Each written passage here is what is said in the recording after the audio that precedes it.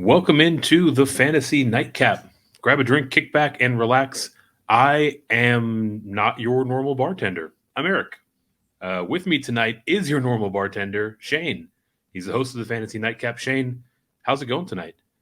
Man, I'm great. You and I talked about this, I guess, a month ago, roughly, when we were doing a Dynasty wide receiver and tight end episode, I believe, and figured we would jump into some Dynasty rankings and my specific Dynasty rankings in the model that I've created, if you will. So, yeah, tonight, y'all, Eric will be driving this ship and pouring the drinks, and I'll be the guest in theory. So, y'all kick back and let's have some fun. But Yeah, Eric, I am gonna do my normal duty, but go ahead. oh, I was gonna say I'm driving, so everyone please buckle up. And this is a lesson for anyone out there that might be watching or guesting on podcasts. If you steer the host off of their topic of discussion enough, they'll probably ask you to come back and talk about that topic in much greater detail. This is the result of me being off topic while we were trying to talk about tight ends 5 or 6 weeks ago. Yeah, but it was good discussion, and that's kind of why we wanted to dive into this. So I'm ready. Let's All right. go. Before we do that, though, you guys know the question. What are you drinking? Tonight, I am drinking some ranch water. One of my Ooh. favorites, basically a take on a margarita that doesn't have the margarita mix or the triple sec in it. It is tequila, it is club, and it is a healthy amount of lime. I didn't have lime, so I went lemons. But it is one of my favorite summertime go tos. Very nice. What kind of tequila did you use? Because on the nightcap, we are tequila snobs. That is a great question. I use whichever one of my bottles was down to the nearest of the bottom. we we're bad in our bar. We've got like I'd say probably 50% of our bar are bottles that have maybe a fifth or less remaining in it. So whenever I'm hurriedly pouring a drink, it's usually whichever bottle I can kill. I'm Yeah. not sure which one it was. All right. Well, we'll have to find that out later. I may put it in the show notes for this. It's funny. Eric and I were talking pre-show, and he mentioned that he was drinking ranch water, and I was like, "What is that?" And he's like, "It's basically a margarita without the margarita mix and triple sec." And I was like, "Well, that's funny because I'm drinking a margarita tonight." Um, and I used, and I am not ashamed to say this, I used Nick Jonas's tequila. It's called Via Oh, One, and it's very good. It's kind of, I was talking with a bartender this weekend. It's kind of like a mezcal because it's kind of got a woody, kind of smokier hint to it than a normal tequila. But I think part of that too is probably because Nick Jonas is a type 1 diabetic, so he has to kind of tone down the sugar. But it's oh, still really sweet, so I really enjoy it, and it makes a phenomenal margarita. Like I don't know, like I don't necessarily love drinking it straight, but it's my go-to if I've got it for a margarita. that's awesome. Yeah, we were talking backstage before the show, and I was telling you about a tequila and mezcal bar we went to Mhm. in Vegas, and they made a fantastic mezcal old fashioned. It was Ooh, basically like it was all of the typical ingredients of an old fashioned, but it had like some coffee and some caramel liqueur in there to give it a bit nice. more of that bourbon flavor. It Mhm. was trouble.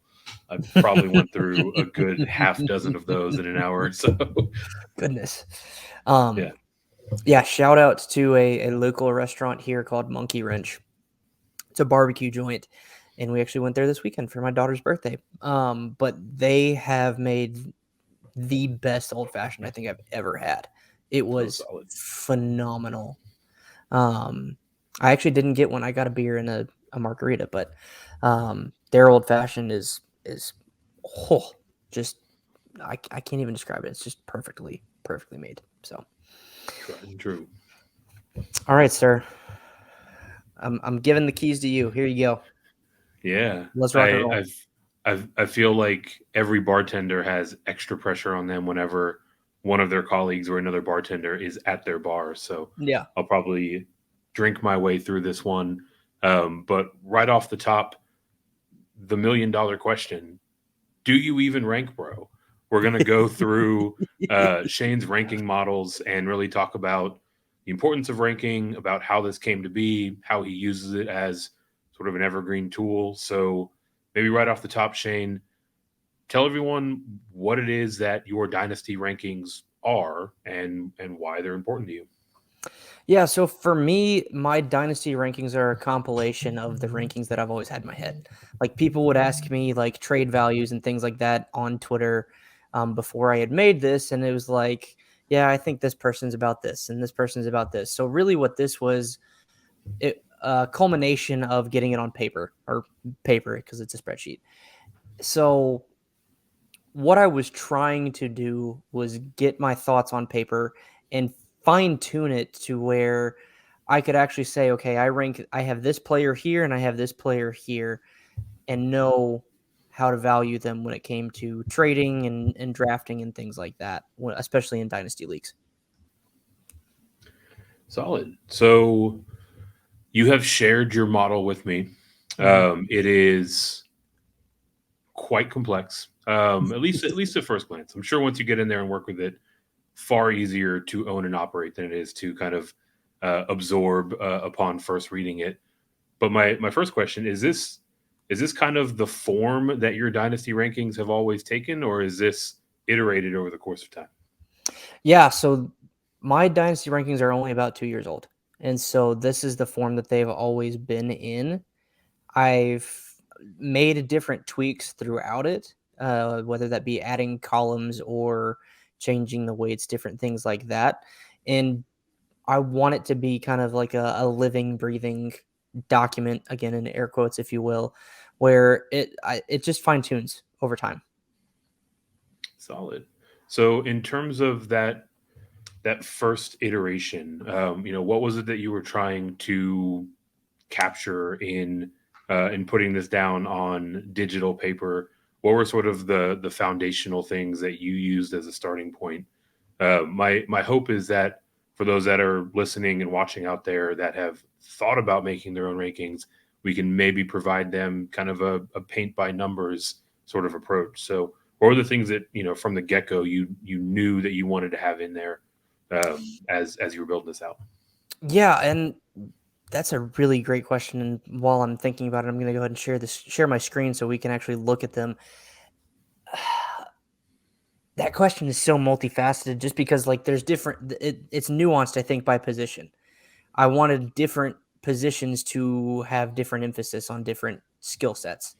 Um, I think the basis for this was kind of my film evaluation. I think is what started it. Is like I had my idea of what these players could do on film, and that was kind of the subjective, if you will, basis for where I had them ranked in my head, I think.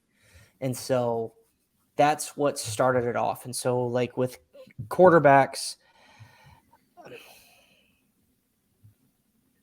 I think the main thing that I wanted to focus on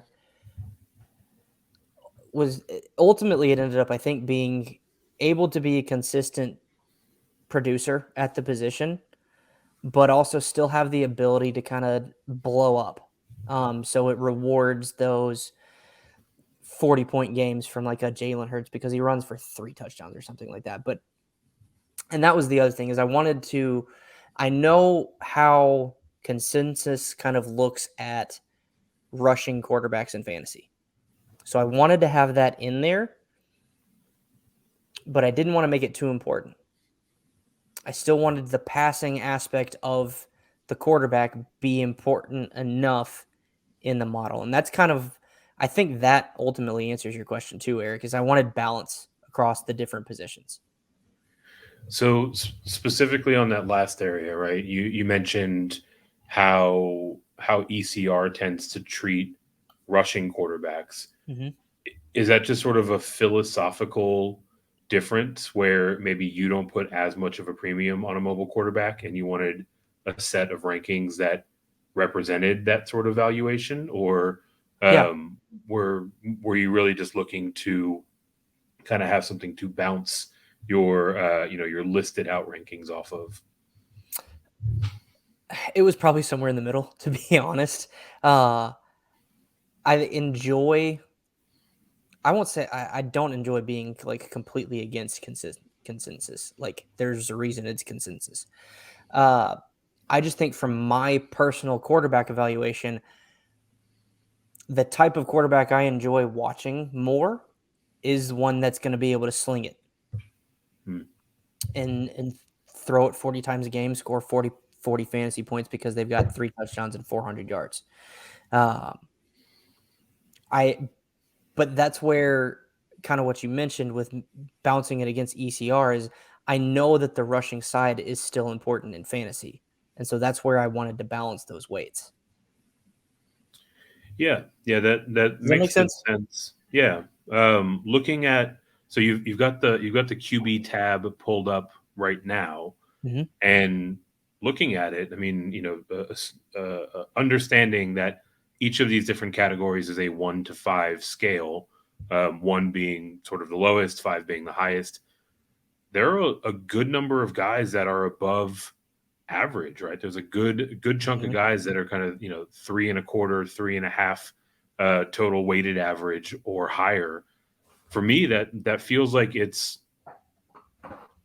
is a bit of a step removed from ECR, right? Like Yeah. generally, it seems like there's a bit more of a cliff between tiers in ECR, Yeah. and here it feels like it's pretty evenly spread out. So I guess specifically looking at the QB rankings in particular, was that outcome part of the design? Was that always the case? Was it the result of some tweaking that you've done over the years as you've gotten more and more acclimated to this tool? Eric, you just did something that if my coworker Sue was listening, she'd laugh at me right now. You asked me a multi-part question, I and I know we're both hate in that. sales. Yeah. One Well, question I at a I time. just I just hate it because my ADHD can't handle it. It's like, where do I start to answer? Uh, so I'm gonna answer this as best as I can. I don't think that is. I don't think that was the initial goal. Okay. I think what has caused it to be that way is tweaking those custom weightings to get this to look like what it's always been like in my head. Does that make sense? Yeah.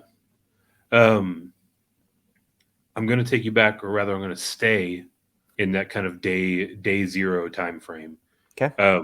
One thing that I've found as I've played with ranking models myself is that I love to go through the exercise of, before building anything out, just straight out of my head, rank all of the positions or all of the players in a position one Mhm. to 35 or 50 Yep. or 100, depending on the group. Did you do that before you built out this model? And were there any areas that were significant? There were significant discrepancies from kind of what you have in this more quantified approach, as opposed to just where you thought these players should sit in a top to bottom list. Yeah, 100% did that when I started. Um, I didn't have the custom weighting to kind of give me that kicked out number at the end. And I also didn't have fantasy points per game when I first started, specifically with all positions, but specifically with the quarterback, since it's what we're looking at right now. I did not have those factors. So it was fully subjective at this point. There wasn't any kind of numbers of because the grades that I had in each column were one just my own that were in my head. Of kind of what I thought they should be. So as it's developed is where I've again fine-tuned it, added the custom weighting, added different columns like weapons, I think I added in, and fantasy points per game were the two specifically for quarterbacks that I added in to kind of help quantify it a little more, like we talked about. Yeah. Did So that so answer that looking, question? it did, and looking at those categories, we've both said quantify now a couple of times, but some of these categories are a bit qualitative, right? Mhm. Under passer, elite, very good, average, below average, and gross, which I just absolutely love. The idea of just begrudgingly giving someone a one in any category and it Yeah. being equated with grossness. just makes me smile about the idea of ranking players. Yeah. But in those areas, right, passer, rusher, weapons, right, those are a bit more qualitative. Or are there kind of behind the scenes statistics or benchmarks that you're looking at as kind of the cutoff points between those different grades in the various categories? Initially, no. So when like the first iteration of this, absolutely not. It Okay. was straight subjective. And now? Now in year two, I'm so tired of using this word. I've specified it. We'll use that Okay. to where certain categories, I think rushing specifically for quarterbacks, is a little more quantitative, where it's a set of rushing yards that I'm looking for. I think I did rushing yards per game even to kind of come up with a number of like, okay, these. So, and here's how I kind of like breaking it down on the scale, if you will. Like 5 for me, you've got to be top 5 in that category. Okay. When it comes to something that's more qualitative, like fantasy points per game, once I added in that kind of rushing aspect to it, you got to be top 5. So that's typically where elite falls in. Then, what is 4? Is it just very good? Yeah, very good. Very So good. Yeah. 4 is typically 6 to 12. So that's the rest of Okay. your positional This was my next question. QB Thank you. ones. Yeah, Keep going. absolutely. And then 3, I want it to be average. So I want that to be a fairly large chunk of people, but still like it's not going to hurt you in the model. It's not going to necessarily blow you up in the model either, though. Yeah. Yeah. And then 2 and 1 is typically like I'm looking at passer specifically right now. And I don't know if I have any 2. I think I have a 2.5 for Jalen Hurts right now that I'm looking at for passing, which I could probably technically bump that up to a 3, but we're going to leave it at 2.5. But like 2 is typically that next set that's like just under your average set of people. And then 1 is anywhere where it's the bottom of the barrel. Like specific, I really like the 1 for like points per game because I've got my threshold of like 9.9 points per game and lower is a 1. I think for pretty much every position. Yeah, that makes sense. And hearing you talk about this, I mean, I can't help but laugh because you're giving guys half points, right? So like Yeah. you've got these And firm what's funny tier is breaks, but then you that's kind of grade on totally a up to my curve a little bit. discretion. So I think on the show sheet you actually have a question where, and I think it's technically in the next round, but we'll go ahead and discuss it. Crushing this bartender thing. No, it's fine. But so I think you asked like on the show sheet essentially how do you make changes or like what makes you make changes, etc. Mm. And I think the question I'm thinking was like, do you take it at face value or do you make tweaks to make it match your head? And it's 100%. I will make certain tweaks to make it match in my head more. Like I was actually updating it this past weekend, and we're gonna jump over to wide receivers real quick. So right at wide receiver 15, I've got Darnell Mooney. And his opportunity right now is a 4. I bumped it up to a 5 just to see what would happen. And it moved him all the way up to Dynasty wide receiver 5. And I wasn't comfortable with that. So I changed it back to a 4 because I like him at Dynasty wide receiver 15. I think that's a fair spot for Mooney. It's against consensus, I think. It's higher than consensus, probably. But I like him there. With the other scores in my model, I'm okay with him being at wide receiver 15. Wide receiver 5, you haven't proven yourself enough yet, Mooney. So I think that kind of answers a question that you had later for me is kind of like, how do you tweak it? And I hope that answers it. So what's funny is I was actually looking at the show sheet as you mentioned me jumping ahead a little bit, and you touched on all three of the questions that we had lined up for the second round in one way or That's okay. another. But I wanna stick with Mooney specifically. You know, as we're here in the wide receiver tab, Mm-hmm. when you say opportunity, do Mm-hmm. you mean kind of straight line? You know, either average or expected number of targets, or do you mean opportunity share in their offense? Because That's what. depending on how So, you answer that question, I think you might need to change our guy Darnell Mooney's number. yeah. Well, and honestly, it's not one that I've quantified yet. It's not Okay. one that I've made more numerical, um, just yet. It's one that I probably could pretty easily, but I hadn't had the time to do that yet. Just being transparent. Um, no, and that's a good question. Sorry, it's been a long like 3 weeks. Can you repeat the question for me? Yeah. So the question specifically was for the opportunity category. Mhm. Is that straight line number of targets? So how many quantifiable opportunities to catch the ball this player will have? Or is it more of a share metric to say that this player is going to get 25% of targets on their team or 18% or whatever it might be? I think it is more closely related to a share Okay. percentage, All right. which is why when I was playing with it, I wanted to bump it up to 5. But again, because of the model, that bumped them up too high. And so I've been working on tweaking it to see how I can make that work. Because I do think, honestly, he should be at a 5.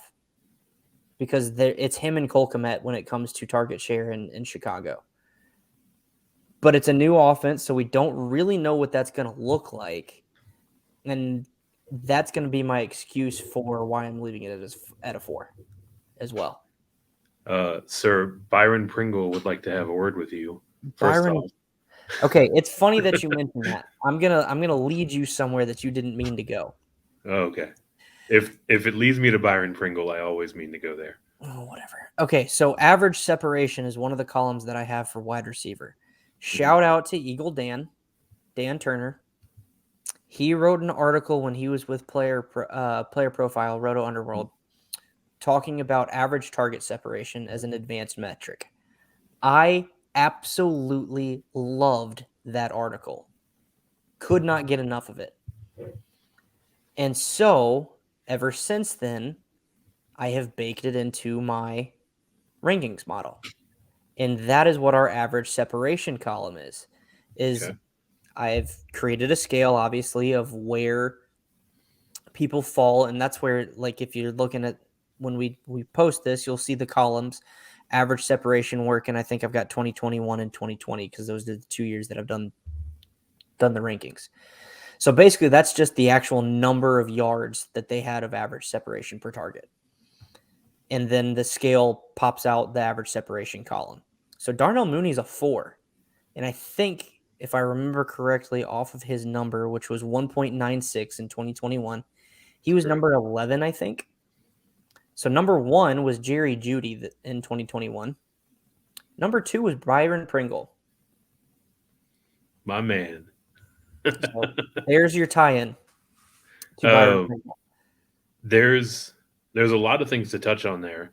Um, Before we get too far away from the original point, I actually so you and I are alike in that we are both higher on Darnell Mooney than consensus. Yeah. But when you were saying that you think about opportunity as a share metric instead of a Mhm. volume metric, Yep. and you wanted to move Mooney to 5, I actually disagree with you there.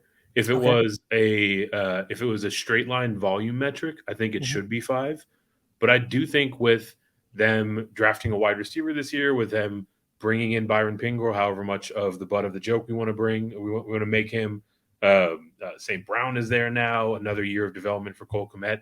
I actually think that we see Darnell Mooney's opportunity share decrease this year, but we see his number of targets either remain the same or increase as Justin Fields is allowed to throw the ball more than 13 times a game.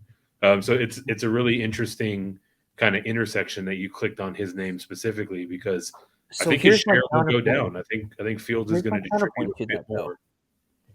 Is none of those guys really scare me? Yeah, Except Komet. Komet is the one guy that I think could eat into Darnell Mooney's share. But Allen Robinson is gone. And the other guy, and I know Allen Robinson had a terrible year. We're going to chalk that up to the Matt Nagy effect. But other than that, the other guys that they've brought on are Jags to me. Like, they're not, I don't think the guys that they've brought in are talented enough to eat into Darnell Mooney's share. I mean, I think their ceiling, like seriously, I think the ceiling of any of the guys that you just listed, Velus Jones, Byron Pringle, Equanimous St. Brown, I feel like there was one more other than Komet. Their ceiling is maybe a wide receiver 3.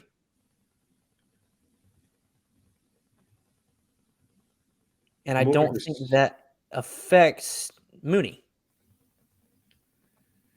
yeah, I guess the thing that I'm kind of getting at, I'm actively struggling for the Jags that were on this team last year, right? I I mean, know, right? I obviously think Allen Jakeem Allen Grant was Robinson's there. one. Hakeem Grant had that crazy. I think it was a Thursday night God, game or a that made me Sunday night so game. mad.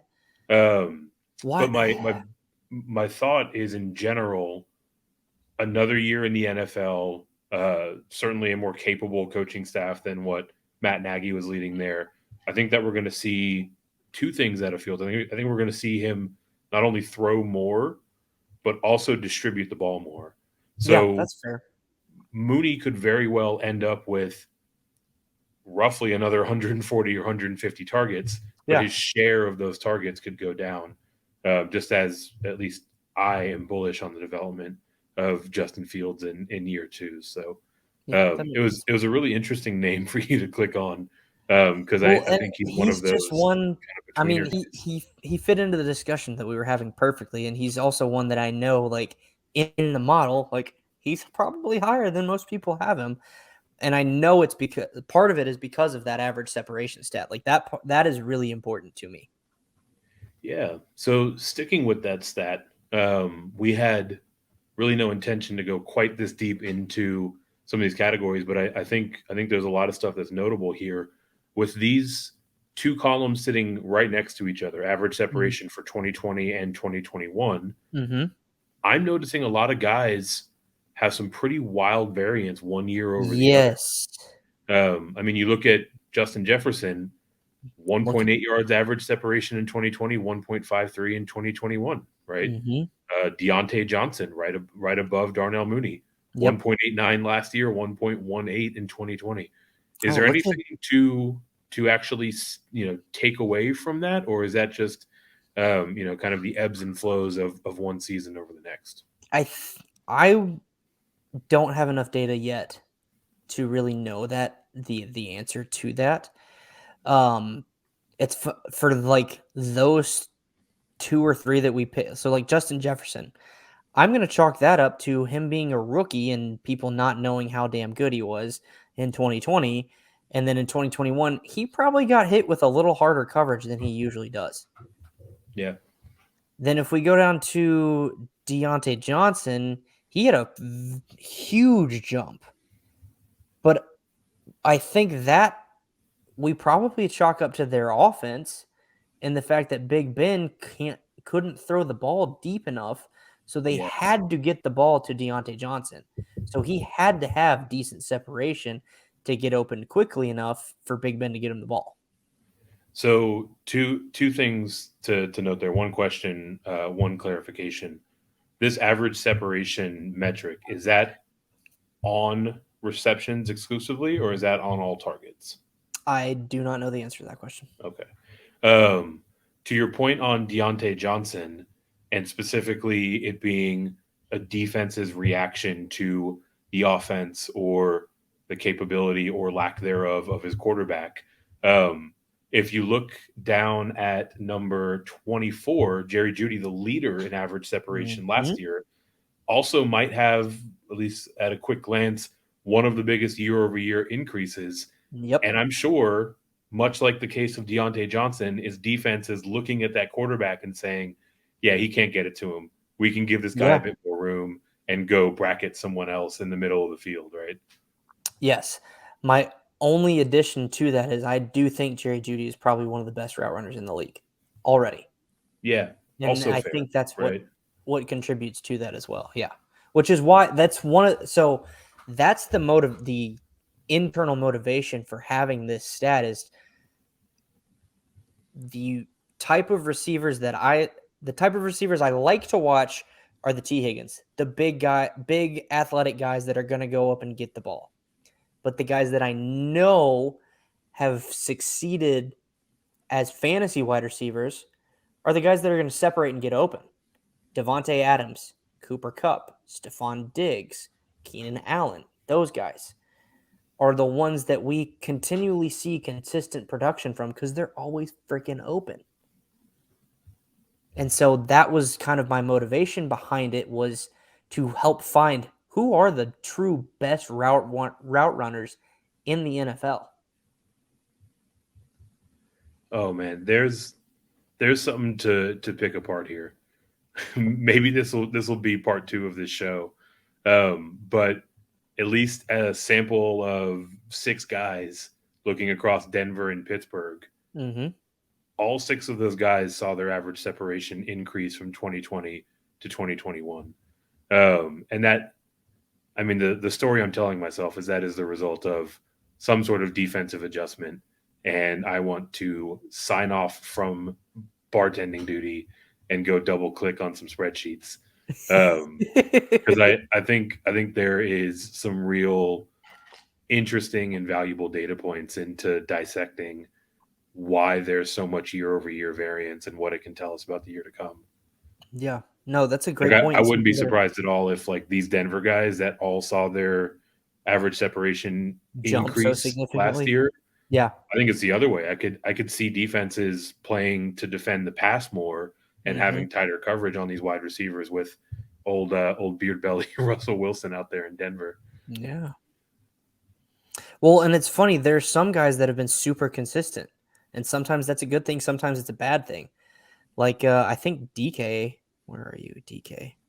30. Yeah, he has 30. Okay, no, he actually dropped some. Um, there's one person on here. I can't remember who it is, but they're. Oh, here's a good one. DJ Moore, 1.63 in 2020, 1.59 in 2021. Like There that's you go. his. Other than the one player, and I can't remember who it is, that had the exact same separation year over year.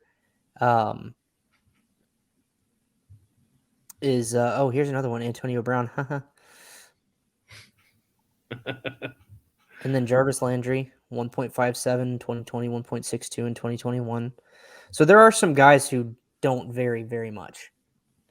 Yeah. And I think about those names. I mean, Antonio Brown's a punchline now, but those guys not named Antonio Brown that you brought up were in pretty consistent situations and circumstances in 2020 and in 2021. So, um, if nothing else, I hope what this highlights is that putting in the time and the effort to build out something like this is not only an investment that is going to yield a more accurate and, in your mind, defendable set of rankings, Yeah. but it's also going to yield some really interesting questions and prompt you to think critically about how it is you're ranking these people, how you get to these determinations that you did, as demonstrated by Shane and I spending 15 minutes talking about year over year differences in average separation. So Yeah. I Well, want to get us back to the show sheet here well in a minute, before but you finish your before thought. you do that, I feel like this is a good time to talk about the question that you asked me over text message today,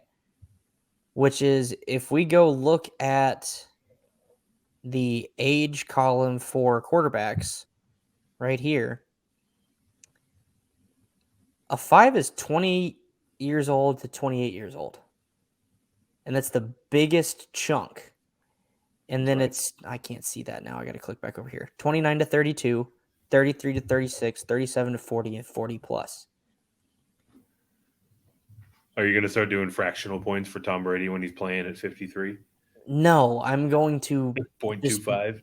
I'm going to put a giant like curse word for like I'm just going to start spelling out shit for however long Tom Brady is in there. Like I'm just going to start with S and then H and then I for each year that he continues to play. And then once we get to T, it'll just be an extra T for each year that he continues to play once he hits 50. You can start going to exclamation points, right? Yeah, exactly. It's like a game of horse for every year that he defies human physics and I can't physiology. stand that guy. And in turn, he's a pretty good way down your board, right? He's number 15 in the quarterback ranks. And overwhelmingly, it's the fact that he is older than dirt and doesn't move except for on 3rd and 1 sneaks that is dragging him down. Those are the two categories where he is sitting as a 1 and he is a 4 or higher in all of the other ones. So steering us back to the matter at hand, the questions that we intended to discuss. The last question here for the first round is specifically to do with the concept of these rankings that you have toiled over that are the labor of your love and how they compare to other published rankings or ECR out there. As you're going through the process of building this out and, looking at the output that it spits out, how much does kind of consensus out there, other published rankings, sort of influence how you tweak this, or is it really more so you've put in the work to build this and you don't really care what anybody else thinks? Your degree of confidence in this rankings are incredibly high. Yeah, it's a great question, Eric. I think with degree of confidence is probably pretty low, but I think the motivating factor for doing this and wanting to draft off this or trade off of this is like fantasy football is supposed to be fun. To me, it's more fun when you draft players that you like. What this has helped me do specifically is maybe take some of that subjectivity out of it just a little bit and put more objectivity into it so that when I am drafting or trying to make a trade, I've got these rankings of like where these people lie, and then I can use it as almost a comparison for ECR or keep trade cut or something like that to really kind of to dive into that. Does that answer that question? Yeah, it does. And as has been the case all night, it prompts another one. So maybe to whatever level of specificity you can recall, what are some instances where your model was different from ECR and you were able to take advantage of that, either in a draft or ideally in a trade scenario? Oh, that's a good question. Specifically the trade aspect of it. Yeah. I mean, drafting is pretty straight up, right? You're higher than someone, you're gonna take him over anyone else when he's on the board. The trade side, I think, is really interesting. Yeah, and I'm still perfecting it, honestly, on the trade side of things. I'm just going to use one specific player, and that's T. Higgins. I've got him at wide receiver 16. Honestly, that's probably lower than how I truly value him. But there's there's good names in front of him. Like, really good names. And, like, hell, I've got Deebo Samuel at wide receiver 5. I don't even agree with that in my own head, to be honest with you. But that's what the model says. So T. Higgins is probably a name that, like, I've got him at wide receiver 16. You and I talked, actually, I think you've got him at wide receiver 12, if I remember correctly, because I tried to trade you for You tried to pry him away from me, and I was like, I don't have a reasonable valuation on T. No, Higgins. and I thought I had sent you a decently fair offer, and you were like, yeah, no, I'm way higher on T. Higgins than I was like, damn. But that's probably the best example I can give is T. Higgins. Yeah. Specifically with T. Higgins, when you texted me that name, I was like, look, you're probably going to send me a very fair offer, and I'm not going to take it. And I know that this is a flaw in my own worldview, and I'm comfortable with that. But yeah, it's it's really interesting to think about this as a trade tool. It makes me wonder if, I mean, if we have a quantitative output on all of these guys that this model spits out, have you ever considered putting a quantitative value on like future draft picks and kind of spinning this out into a trade tool as well? Not yet. It seems like all roads are leading there, though, right? Like, Ultimately, yeah, probably. But I'm not smart enough to create my own trade calculator. So it may just be like a trade value chart, not necessarily a calculator, but someone who's smarter than me can take these and make them into that however they want. Um, I think too, I think the reason for that too is like it's still probably just a little bit too qualitative, like too much Shane, if you will, in those rankings, and not enough of the actual statistics or even better film evaluation than mine. Because I, I would consider myself a film guy over analytics. mhm. In my opinion, if you're not doing both, then you're doing fantasy football wrong in general. But that's probably another conversation for another day. But I think ultimately I rely more on what I see than the statistics of it because I don't. There's certain statistics I'll be honest, I don't understand them, and so I think what I want to ultimately do is keep some of that qualitative, subjective feedback or grading in the model, but then continue to slowly kind of pepper in different quantitative and true number like you were talking about earlier with opportunity share versus target number, like actually pepper that into the model and make it more specific. Yeah, yeah, that makes sense. I'm personally drooling over the idea of this evolving into a trade tool, right? Maybe not a calculator, but just something to where, you can also, much like you did, with the origin story of these rankings, right? Like a place to capture the thoughts in your head about how you evaluate future picks. And, that way you can kind of have a straight line understanding of, how player X compares to future picks, Y and Z. Yeah, Um, totally. so that might be something that Shane and I text back and forth about over the days and weeks to come. But